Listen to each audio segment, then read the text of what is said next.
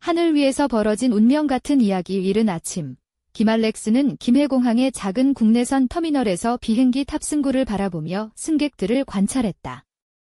그는 승무원으로서 직감적으로 이번 비행에서 누가 문제를 일으킬지 가늠하려 애썼다. 그때 눈에 띈 건 고급 맞춤 양복에 금빛 굵은 목걸이를 한 키 크고 건장한 남자였다. 그의 눈빛은 마치 주변 사람들을 쓰레기 취급하는 듯했고 이미 만취한 상태로 보였다. 아가씨. 코냑 한 잔. 제대로 된 걸로. 그가 소리쳤다. 여기서 일하는 거 아니잖아. 안주도 빨리 좀 가져와. 김알렉스는 속으로 답하고 싶었다. 이미 공항에서 내 몫은 다 마셨어요. 그리고 우리 코냑은 최고급인데 누가 내 술이 안 좋다고 했어? 그러나 그는 미소를 잃지 않고 차분하게 말했다. 곧 이륙합니다. 안전벨트 착용해 주세요. 그때 옆자리의 여성 승객이 조용히 다가왔다. 검은 원피스를 입은 단정한 머리의 이수진이었다. 그녀는 같은 연령대였지만 고상한 분위기로 김알렉스를 불렀다. 저 좀 이코노미석으로 옮겨주세요. 누군가와 좌석을 바꾸고 싶어요. 비즈니스석에 앉을 만큼 돈 낸 사람들은 더 좋은 자리 원할 테니까요. 그 눈빛은 진지했고 그녀는 작은 목소리로 속삭였다. 제가 미래를 볼 수 있는데 여기 앉으면 큰일 날 것 같아요. 고성방가하는 남자는 코웃음을 치며 그럼 비즈니스석이 낭떠러지로 떨어진다고 본 거냐? 하하, 여자들은 다 그렇지 뭐, 라며 비웃었다. 김알렉스는 그가 더 문제를 일으킬까 봐 걱정했다. 비행기가 출발하자 김알렉스는 이수진의 부탁을 기억하며 이코노미석을 살폈다. 그곳에서 은발의 노인이 눈을 감고 앉아있는 걸 발견했다. 그는 바로 옆자리 비즈니스석으로 안내했다. 노인은 자신의 침착한 태도와 달리 이전에 구급대원으로 일했다는 과거를 숨기지 않았다. 그러나 그 문제의 남자가 그 노인을 보고 폭발했다. 내가 왜 이런 거지 같은 사람과 같이 가야 하냐고. 노인은 잠시 움찔했지만 김알렉스가 웃으며 걱정 마세요. 다 해결할게요라고 말했다. 이 비행 중 술기운에 취한 남자는 끊임없이 주문을 요구했고 노인을 향해 모욕을 퍼부었다. 김알렉스는 진정시키려 애썼지만 소용없었다. 갑자기 머리를 스친 아이디어로 그는 이수진에게 도움을 청했다. 조금만 부탁드릴게요. 저 남자를 좀 잠재울 방법을 찾아주시겠어요? 이수진은 눈을 반짝이며 다가가 그의 손금을 보더니 비밀스럽게 주문을 건넸다. 남자는 비웃으며 또 뭘 지어내겠다는 거냐? 했지만 이내 얼굴이 창백해지더니 갑자기 가슴을 움켜쥐고 쓰러졌다. 오. 심장마비다. 김알렉스가 동료에게 외쳤고 노인이 재빨리 일어나 심폐소생술을 시작했다. 그의 손놀림은 능숙했고 곧 남자는 숨을 쉬기 시작했다. 노인은 가방에서 약을 꺼내 남자에게 먹였다. 비행기 안은 일순간 고요해졌다. 승객들은 박수를 보냈고 김알렉스는 노인에게 고마움을 전했다. 노인은 겸손하게 그저 예전에 구급대에서 했던 일을 했을 뿐이라며 웃었다. 남자는 정신을 차리고 조용해졌다. 그가 조용히 김알렉스를 향해 말했다. 할아버지, 미안하다. 내가 너무 심했어. 고마워. 그 순간 김알렉스는 이 사건이 단순한 사고가 아니라 더 큰 이야기의 시작임을 직감했다. 그리고 누군가는 그 모든 걸 미리 알고 있었던 듯했다. 이수진이 조용히 다가와 속삭였다. 운명은 바꿀 수 없지만 때론 삶이 스스로 자리를 잡도록 내버려 두는 것도 필요해요. 그녀의 검은 눈동자에 비친 빛이 어딘가 섬뜩했지만 김알렉스는 그 말을 곱씹으며 앞으로 다가올 일들을 생각했다. 하늘 위에서 시작된 이 이야기는 땅에 닿는 순간 더 깊은 미스터리로 그를 이끌고 있었다. 김알렉스는 비행기에서 내린 뒤 여전히 마음 한켠이 무거웠다. 고요했던 노인의 눈빛과 이수진의 예언 같은 말이 머릿속을 떠나지 않았다. 그는 창백한 얼굴의 남자, 박정훈이 벌인 소동과 그를 살린 노인, 이찬호의 이야기가 단순한 우연이 아님을 느꼈다. 며칠 후 김알렉스는 부산 남구의 한 카페에서 이찬호를 다시 만났다. 이찬호는 세월의 흔적이 묻어나는 회색 머리칼과 깊은 주름 사이로 따뜻한 미소를 띠고 있었다. 그의 옷차림은 소박했지만 그 눈빛은 강인했다. 회색 니트에 검은 바지를 매치했으며 손목에는 오래된 가죽 시계를 차고 있었다. 김알렉스는 그에게 조심스레 물었다. 할아버지, 그날 비행기에서 무슨 일이 있었나요? 왜 그런 행동을 하신 건가요? 이찬호는 커피를 한 모금 마시고 눈을 감았다가 떴다. 내 아들, 유진이 때문에 말이지. 3개월 전부터 소식이 끊겼어. 그가 다니던 회사에서 일어난 불미스러운 사건들과 관련된 것 같아 김알렉스는 놀라움을 감추지 못했다. 그럼 그 남자 박정훈 씨와도 연관이 있나요? 그래, 그 남자가 다니던 회사의 임원 중 하나야. 돈과 권력에 눈이 먼 자지? 그리고 그날 비행기에서 벌어진 일도 우연이 아니었지. 이찬호가 말하며 눈을 반짝였다. 이수진 씨가 그 자리에 앉아 달라고 한 것도 그런 이유였어. 김알렉스는 웃으며 말했다. 그분 정말 신비로운 분이네요. 여자들은 다 똑같다는 박정훈 씨 말 듣고 깜짝 놀랐어요. 근데 그분 말대로라면 뭔가 큰일이 일어날 뻔한 거네요. 이찬호가 고개를 끄덕이며 말했다. 인생은 참 아이러니하네. 그날 그 노인이 아니었으면 큰일이 났을지도 몰라. 김알렉스는 농담조로 말했다. 하늘도 결국 사람을 쓰나 봐요. 고객님, 비행기 타기 전에 운명 점검 받으세요. 같은 광고 나오는 날이 올지도 모르겠네요. 이찬호는 웃으며 말했다. 그럼 내가 점쟁이가 되어야 하나? 그때 카페 문이 열리며 한 여성이 들어왔다. 그녀는 짙은 와인색 미니스커트에 하늘색 블라우스를 입고 긴 검은 머리를 자연스럽게 흘러내렸다. 단아하면서도 세련된 모습에 김알렉스는 시선을 뗄 수 없었다. 그녀는 이수진이었다. 안녕하세요. 김알렉스 씨, 이찬호 씨. 그녀가 다가와 인사했다. 저도 조심스럽게 말씀드리자면 유진 씨 문제는 단순한 실종이 아닙니다. 이 사건 뒤에 감춰진 더 큰 그림이 있어요. 김알렉스가 깜짝 놀라며 말했다. 더 큰 그림이라니요. 마치 영화 같네요. 이수진이 미소 지으며 대답했다. 네, 그리고 그 그림 속에는 놀라운 진실이 숨어 있습니다. 하지만 지금은 말할 수 없어요. 준비가 필요합니다. 이찬호가 깊은 한숨을 쉬며 말했다. 우리가 함께 힘을 모아야 할 때가 온 것 같구나. 김알렉스는 결심한 듯 말했다. 그럼 저도 도울게요. 이 이야기는 아직 끝나지 않았습니다. 그 순간 카페 밖에서 갑자기 큰 굉음이 들렸다. 셋은 창밖을 바라보았다. 멀리서 검은색 승용차가 급하게 도망가고 있었고 그 차 뒤에는 경찰차가 뒤쫓고 있었다. 이수진이 낮게 중얼거렸다. 운명이 다시 움직이기 시작했네요. 그리고 알렉스는 속으로 다짐했다. 이제부터 진짜 이야기가 시작된다. 하늘에서의 불길한 만남. 땅 위에서 펼쳐질 미스터리. 그들은 앞으로 어떤 진실과 마주하게 될까? 다음 이야기는 더 깊고 어두운 비밀을 품고 있다. 누가 이들의 운명을 조작하고 있는가? 그리고 박정훈이 숨기려 한 것은 과연 무엇인가? 끝나지 않은 미스터리가 알렉스를 기다리고 있었다. 김알렉스는 밤늦게까지 부산 남구의 조용한 골목길을 걸었다. 머릿속은 끊임없이 떠오르는 의문과 불안으로 가득 찼다.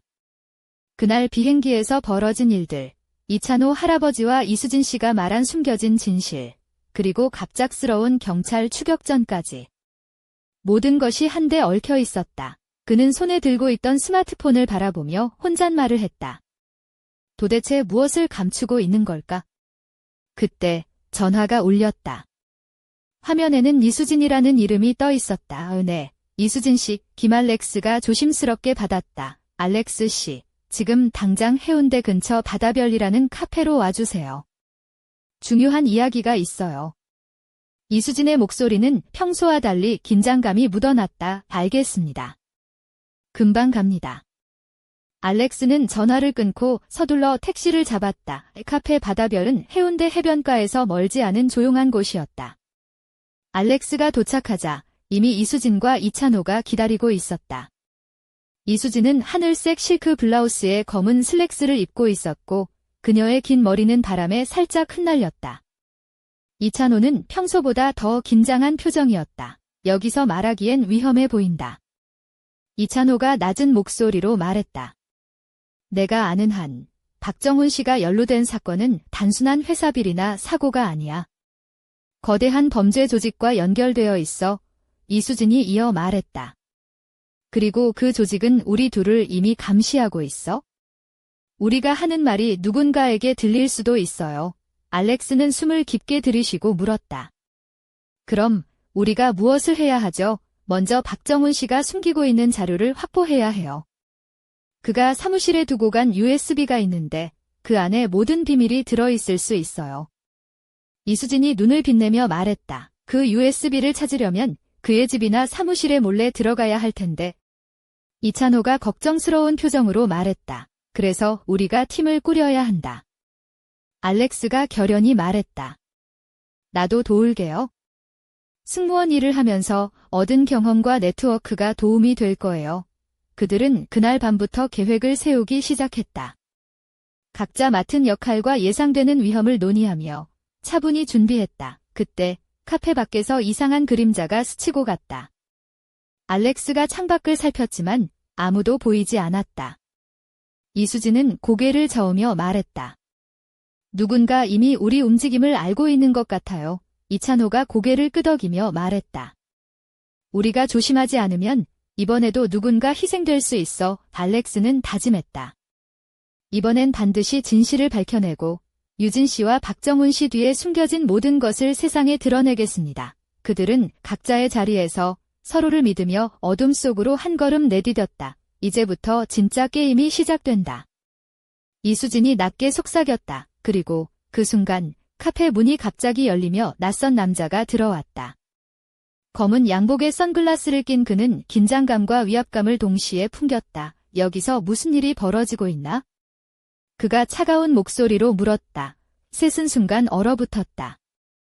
그리고 알렉스는 속으로 생각했다. 이건 시작에 불과하다. 카페 안의 공기가 한순간 얼어붙었다. 검은 양복에 선글라스를 낀 남자는 키가 훤칠했고 날카로운 눈빛이 마치 칼날처럼 사람들을 꿰뚫었다. 그의 등장만으로도 분위기는 무겁게 가라앉았다. 여기서 무슨 일인가? 그의 목소리는 낮고 냉철했다. 이수진이 미묘한 미소를 띠며 답했다. 그저 친구들과 오랜만에 만난 자리일 뿐입니다. 알렉스는 심장을 쓸어내리며 몸을 살짝 앞으로 내밀었다. 혹시... 그는 조심스럽게 물었다. 당신은... 남자는 잠시 침묵하다가 천천히 선글라스를 벗었다. 짙은 눈동자가 빛났다. 내 이름은 강민호. 이번 사건을 담당하는 특별수사팀 소속이다. 이찬호가 놀란 표정으로 물었다. 경찰이라면 왜 우리 뒤를 쫓는 거지? 우리가 뭘 숨기고 있다고 생각하는 건가? 강민호는 고개를 저으며 말했다. 아닙니다. 오히려 여러분이 위험에 처해 있다고 생각해서 왔습니다.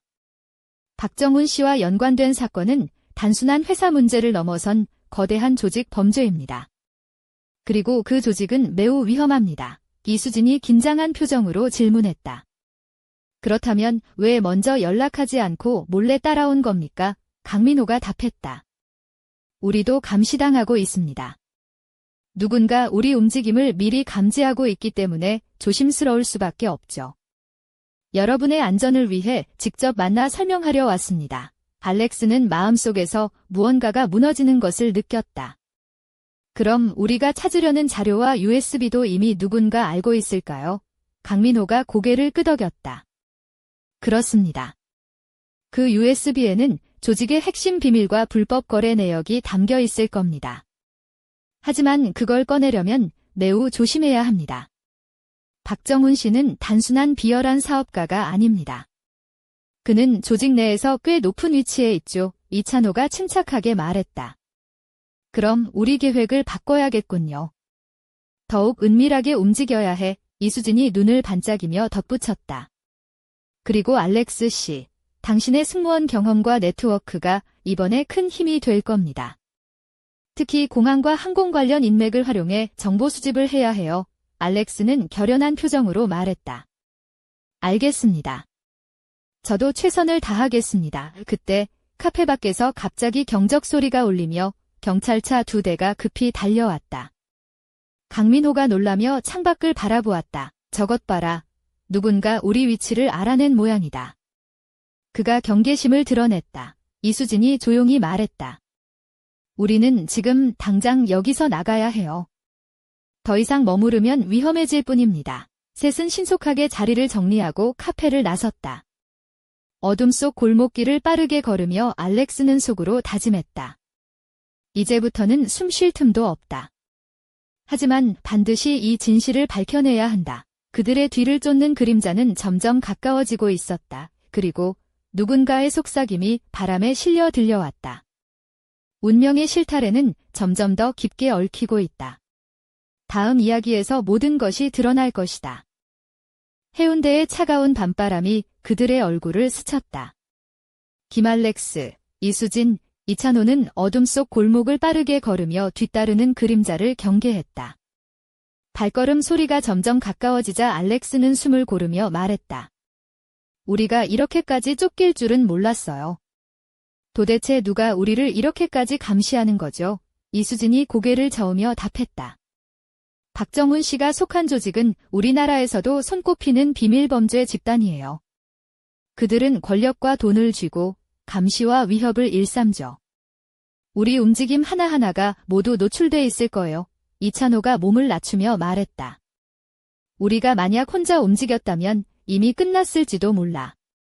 하지만 셋이 함께라면 조금은 버틸 수 있어. 그 순간 골목 끝에서 2명의 남자가 모습을 드러냈다.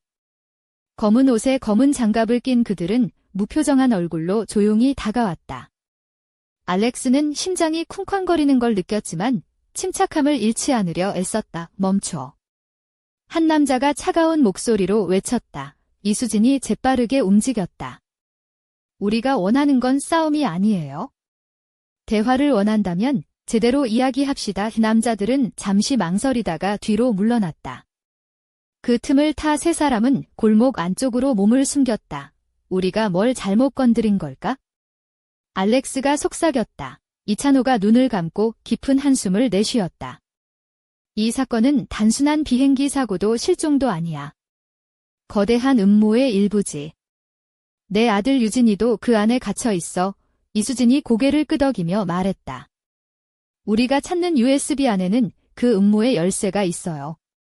하지만 그걸 꺼내려면 박정훈 씨의 집에 몰래 들어가야 합니다. 그럼 언제, 어떻게 할 거지? 알렉스가 물었다. 오늘 밤이 좋아. 이수진이 눈빛을 빛내며 말했다. 사람들이 덜 움직이는 시간이고 보안도 잠시 느슨해지니까 그들은 치밀한 계획을 세우기 시작했다. 알렉스는 승무원으로서 공항과 항공 관련 인맥을 활용해 정보를 수집하고 이찬호는 과거 구급대원 시절 얻은 경험을 살려 위급 상황에 대비했다. 이수진은 예언자의 직감을 믿으며 각자의 역할을 분담했다. 그날 밤, 세 사람은 박정훈의 집으로 향했다. 고요한 주택가에 위치한 저택은 고층 담장과 CCTV로 둘러싸여 있었다. 알렉스가 조심스럽게 말했다. 여기서부터가 진짜 시작이야. 이수진이 미소를 지으며 대답했다. 운명은 우리 편이 될까? 아니면 적이 될까? 그들이 담장을 넘고 어둠 속으로 사라질 때 멀리서 희미한 빛이 깜박였다. 누군가가 그들의 움직임을 지켜보고 있었다. 그리고 바람 속에서 들려온 목소리. 결국 그날의 비밀이 드러날 순간이 다가왔다. 하지만 모든 진실이 밝혀지는 건 아니다. 더 깊은 어둠이 우리를 기다리고 있으니 다음 이야기는 그들의 운명을 뒤흔들 비밀과 배신, 그리고 뜻밖의 동맹을 담고 있다. 과연 김알렉스와 동료들은 음모를 밝히고 유진을 구할 수 있을까? 그리고 박정훈의 진짜 목적은 무엇일까? 운명의 실타래는 점점 더 얽히고 이야기는 더욱 짙은 그림자를 들이운다.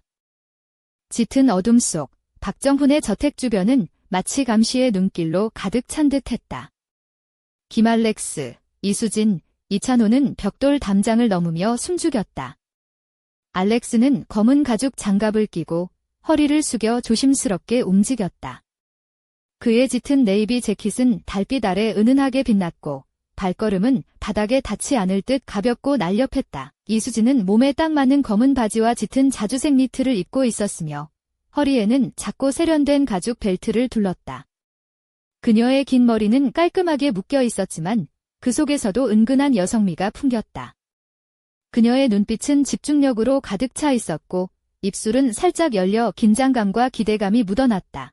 이찬호는 단단한 체구에 맞는 회색 점퍼와 검은 바지를 입고 있었다. 그의 주름진 얼굴에는 단호한 의지가 서려 있었고 손목에 찬 낡은 시계가 과거의 시간을 말해주었다. 그는 조용히 앞장서며 주변을 살폈다. 여기서부터가 가장 위험해. 이찬호가 낮게 경고했다. 알렉스가 고개를 끄덕이며 속삭였다.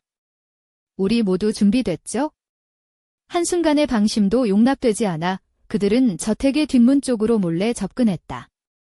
CCTV 카메라가 몇 대 있었지만 알렉스가 미리 입수한 정보 덕분에 회로를 일시적으로 차단할 방법이 있었다. 이수진이 손전등을 꺼내 조명을 비추지 않고도 주변을 살폈다. 저기 창문이 열려 있어. 그녀가 조용히 말했다. 이찬호가 창문 아래에 다가가 조심스럽게 문을 열고 몸을 숙여 내부로 진입했다. 세 사람은 숨소리도 죽이며 어둠 속을 빠르게 이동했다. 안에는 고급 가구와 그림들로 꾸며진 거실이 있었고 벽장에는 금고가 보였다. 알렉스가 눈썹을 치켜올리며 말했다. USB는 아마 저 금고 안에 있을 거야. 이수진이 주머니에서 작은 도구를 꺼내 금고 자물쇠를 조심스럽게 풀기 시작했다. 그녀의 손놀림은 경이로울 만큼 능숙했다. 시간이 얼마 없어. 이찬호가 긴장된 목소리로 말했다. 누군가 올 수도 있어. 금고가 삐걱이며 열렸고 안에는 여러 개의 USB와 서류들이 들어 있었다. 알렉스가 조심스럽게 한 개를 꺼내 들었다. 이거다. 그가 속삭였다. 그 순간 복도의 발걸음 소리가 들려왔다. 세 사람은 재빨리 몸을 숨겼다. 문이 천천히 열리며 박정훈이 나타났다. 그는 검은 수트에 빨간 넥타이를 메고 있었고 얼굴에는 냉소적인 미소가 떠올랐다. 이거 참 예상보다 빨리 왔군. 박정훈이 낮게 말했다. 알렉스가 숨을 죽이고 있던 자리에서 몸을 돌렸다. 당신이 모든 걸 꾸민 거죠? 아들의 실종, 그리고 비행기 사고까지. 박정훈은 비웃으며 말했다. 그걸 어떻게 알았지? 내 놈들, 생각보다 똑똑하군. 이수진이 걸어나와 단호하게 말했다. 당장 이 USB를 넘기고 유진 씨의 행방을 밝히세요. 박정훈은 갑자기 손을 뻗어 주머니에서 작은 무전기를 꺼냈다. 너희들이 생각하는 것보다 훨씬 강력한 힘이 움직이고 있어. 이걸 가지고 감히 나를 막으려 하다니 웃긴 일이지. 곧이어 문 밖에서 무전기 소리가 울리며 여러 명의 발걸음이 가까워졌다. 알렉스는 긴장하며 말했다. 우린 여기서 빠져나가야 해. 이찬호가 고개를 끄덕이며 말했다. 계획대로 움직이자. 그들은 금고에서 USB를 챙겨 재빨리 뒤쪽 출구로 향했다. 박정훈은 그들을 막으려 했지만 이미 주변은 혼란스러웠고 그들은 어둠 속으로 사라졌다. 밖으로 나오자 차가운 바람이 얼굴을 때렸다. 알렉스가 숨을 몰아쉬며 말했다. 이제 시작일 뿐이야. 하지만 우린 해냈어. 이수진이 미소 지으며 말했다. 진실은 반드시 드러날 거예요. 그리고 그 대가를 치르게 할 겁니다. 이찬호가 고개를 들어 별을 바라보며 말했다. 우리 아들도, 우리 모두도 곧 자유로워질 거야. 그들 뒤로 저택의 불빛이 서서히 꺼졌고 멀리서 경찰차 사이렌 소리가 희미하게 들려왔다. 그리고 누군가 속삭였다. 그녀가 말했지. 운명은 때론 냉혹하다고. 다음 이야기에서 모든 퍼즐이 맞춰질 것이다. 하지만 그 끝엔 또 다른 어둠이 기다리고 있으니. 짙은 안개가 낀 부산의 새벽. 김알렉스는 어둠 속에서 조용히 숨을 고르며 휴대폰 화면을 바라보았다. 손에 쥔 USB에는 박정훈이 숨기려 했던 비밀들이 고스란히 담겨 있었다. 그 안에는 불법 거래 기록과 유진의 행방에 대한 단서도 포함되어 있었다. 하지만 동시에 이 USB가 불러올 파장은 상상 이상이었다. 이수진과 이찬호가 뒤따라왔다. 이수진은 검은 가죽 재킷에 군청색 스카프를 두르고 있었고 그녀의 눈빛은 결연했다. 이찬호는 평소보다 수척해졌지만 그 눈빛만큼은 여전히 단단했다. 우리가 이렇게까지 왔지만 끝난 게 아니야. 이찬호가 무겁게 말했다. 맞아요? 이제부터가 진짜 시작입니다. 이수진이 힘주어 말했다. 이 자료가 공개되면 박정훈뿐 아니라 그 뒤에 있는 조직까지 흔들릴 거예요. 알렉스는 깊은 숨을 쉬며 말했다. 하지만 그만큼 위험도 커졌다는 뜻이죠. 우리 모두 조심해야 해요. 그들은 잠시 동안 계획을 세웠다. USB 데이터를 안전하게 전달할 방법과 유진의 행방을 확인할 단서를 찾기 위해 국내 최고의 정보보안 전문가를 찾아가기로 했다. 며칠 후 서울 강남의 한 카페에서 세 사람과 정보보안 전문가 정민호가 만났다. 민호는 날카로운 눈매와 깔끔한 정장 차림으로 신뢰감을 주었다. 그는 알렉스가 건넨 USB를 컴퓨터에 연결해 데이터를 분석하기 시작했다. 이 자료는 굉장히 정교하게 암호화되어 있군요. 민호가 말했다. 하지만 제가 맡으면 얼마든지 풀 수 있습니다. 이수진이 긴장하며 물었다. 유진 씨에 관한 단서는 있나요? 민호는 화면을 스크롤하며 말했다. 여기 비밀 폴더가 숨겨져 있네요. 확인해 보겠습니다. 잠시 후 화면에 여러 사진과 문서, 그리고 GPS 좌표가 나타났다. 알렉스는 숨을 멈추었다. 이 좌표가 어디죠? 이찬호가 떨리는 목소리로 물었다. 강원도 태백 근처입니다. 민호가 답했다. 이곳에서 유진 씨가 찍힌 사진과 함께 여러 자료가 발견됐어요. 이수진은 결연하게 말했다. 우리가 직접 가서 확인해야 합니다. 시간이 없습니다. 셋은 다시 한번 마음을 다잡고 태백으로 향했다. 눈 내리는 산골길을 따라 차를 몰던 중 알렉스는 창밖을 바라보며 중얼거렸다. 이제 정말 끝을 봐야 할 때다. 그들이 도착한 곳은 낡은 산장 한 채였다. 주변은 적막했고 눈이 소복이 쌓여 있었다. 이찬호가 조심스럽게 문을 두드렸다. 누구 있나요? 유진 씨를 아시는 분. 잠시 후 산장 안에서 낯선 남자가 모습을 드러냈다. 그는 수척한 얼굴에 두려움과 경계심이 뒤섞인 눈빛을 보였다. 내가 유진이다. 그가 작게 말했다. 이수진과 알렉스, 이찬호는 안도의 숨을 내쉬었다. 그리고 동시에 그들 앞에 놓인 진실의 무게를 느꼈다. 하지만 그 순간 멀리서 자동차 엔진 소리가 들려왔다. 누군가가 그들을 찾아온 것이다. 알렉스가 낙담하지 않고 말했다. 우리가 함께라면 어떤 위기도 견딜 수 있어. 눈보라 속 세 사람과 유진은 앞으로 펼쳐질 싸움을 준비하며 서로의 손을 꼭 잡았다. 그리고 어둠 속에서 들려오는 한 목소리. 진실은 밝혀졌지만 그 끝에 또 다른 음모가 도사리고 있다. 다음 이야기에서 모든 빛과 그림자가 맞서게 될 것이다. 운명의 바람은 멈추지 않고 그들을 다시 한번 시험에 들게 했다.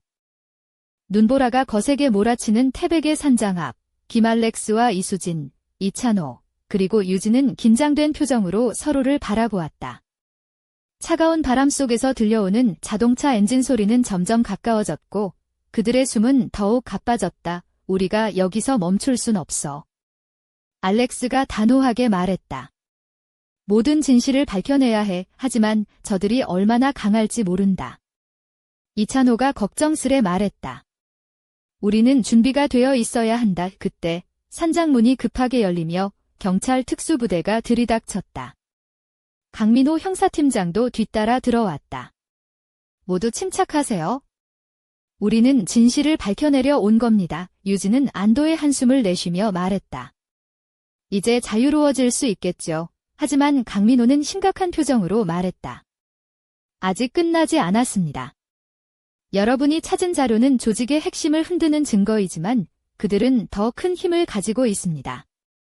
지금부터가 진짜 싸움입니다. 이수진이 굳은 얼굴로 말했다. 우리가 함께라면 어떤 어려움도 이겨낼 수 있어요. 알렉스는 다가와 유진의 어깨를 토닥이며 말했다.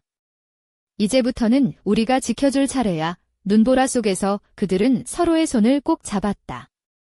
그리고 저 멀리 어둠 속에 숨어있던 누군가가 흐릿한 미소를 지었다. 모두가 움직이기 시작했군. 하지만 진짜 게임은 이제부터다. 하늘에서는 차가운 별빛이 빛나고 땅에서는 운명의 실타래가 점점 더 복잡하게 얽혀갔다. 다음 이야기는 배신과 용기, 그리고 숨겨진 진실이 드러나는 순간을 담고 있다. 과연 이들은 거대한 음모를 뚫고 빛을 찾을 수 있을까? 그리고 그 끝에 기다리는 운명은 무엇일까? 운명의 바람은 멈추지 않는다. 그들의 이야기는 이제 막 시작되었을 뿐이다. 눈부신 새벽 햇살이 태백의 산장을 감싸 안았다. 긴 밤의 고비를 넘긴 김알렉스와 이수진, 이찬호, 그리고 유진은 서로의 존재가 얼마나 소중한지 다시 한번 깨달았다. 하지만 그 평화는 오래가지 않았다. 알렉스가 스마트폰을 들여다보며 말했다. 방금 강민호 형사에게서 연락이 왔어요. 박정훈의 측근들이 움직이고 있다고 합니다.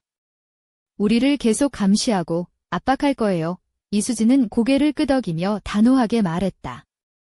우리는 이제 세상 밖으로 나가야 해요. 더 이상 숨어 있을 수는 없습니다. 이찬호는 힘겹게 미소 지으며 말했다.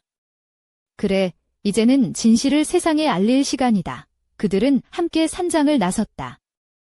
차가운 공기 속에서 한 걸음 한 걸음 내디딜 때마다 그들의 마음은 결연했다. 유진은 처음으로 자유를 향한 희망을 품었다. 서울로 돌아오는 길, 알렉스는 이수진에게 말했다. 당신 덕분에 여기까지 올 수 있었어요. 당신의 예언과 용기가 없었다면 우리는 아마 포기했을 겁니다. 이수진이 미소를 지으며 답했다. 운명이 우리를 이끌었을 뿐이에요.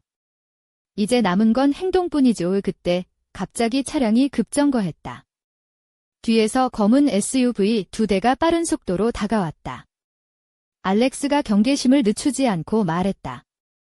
또 공격받는 건가? SUV에서 내린 사람들이 빠르게 다가왔다. 하지만 이번에는 경찰 특수부대와 강민호 형사가 동행하고 있었다. 우리는 당신들을 보호하기 위해 왔습니다.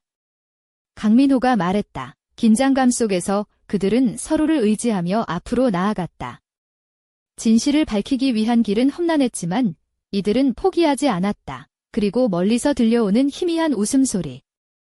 운명의 조각들이 모이기 시작했다. 하지만 아직도 감춰진 비밀이 남아있지. 새로운 위협과 함께 그들의 이야기는 더욱 깊은 미로 속으로 빠져들고 있었다.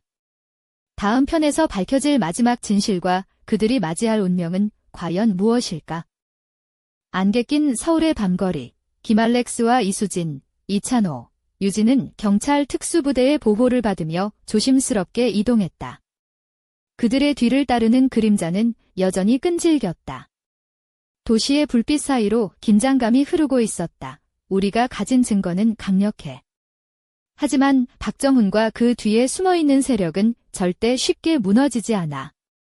강민호 형사가 낮은 목소리로 말했다. 이수진은 눈을 반짝이며 대답했다. 그래도 우리는 포기하지 않을 거예요. 이 진실이 밝혀져야만 모두가 자유로워질 수 있어요. 알렉스가 단호하게 말했다. 그렇다 해도 그들은 어디서든 우리를 노릴 거예요. 항상 경계해야 합니다. 그때 갑자기 주변이 어두워지며 전광판이 깜빡였다. 도시 전체에 일시적인 정전 사태가 발생한 것이다. 이건 계획된 공격이야. 이찬호가 외쳤다. 특수부대원들이 즉시 경계태세에 들어갔고 알렉스 일행은 가까운 건물 안으로 급히 피신했다. 그곳에서 그들은 USB 속 데이터를 바탕으로 한 새로운 증거들을 검토했다. 이 자료에 따르면 박정훈 일당은 정치권과도 깊은 연관이 있어. 민호가 말했다. 이 사건은 단순한 범죄가 아니라 국가적 스캔들로 번질 수 있어. 이수진은 숨을 고르며 말했다. 우리의 싸움은 이제 시작에 불과해요. 하지만 우리가 함께라면 반드시 이겨낼 수 있어요. 알렉스가 고개를 끄덕이며 말했다. 모든 걸 걸고 싸우자. 유진 아버지도 우리 모두를 위해. 그 순간 창밖에서 불빛이 번쩍이며 누군가가 다가왔다. 알렉스는 몸을 낮추며 속삭였다. 또 다른 위협이 다가온다. 준비해. 그리고 어둠 속에서 들려온 음산한 웃음소리. 진실의 문이 열리려 하지만 그 뒤에는 더욱 깊은 어둠이 기다리고 있다. 운명은 그들을 시험하고 그들의 용기는 더욱 빛날 것이다. 다음 편에서 모든 퍼즐이 맞춰지고 숨겨진 적들이 드러난다. 과연 진실은 빛을 볼 수 있을까? 그리고 누가 최후의 승자가 될 것인가?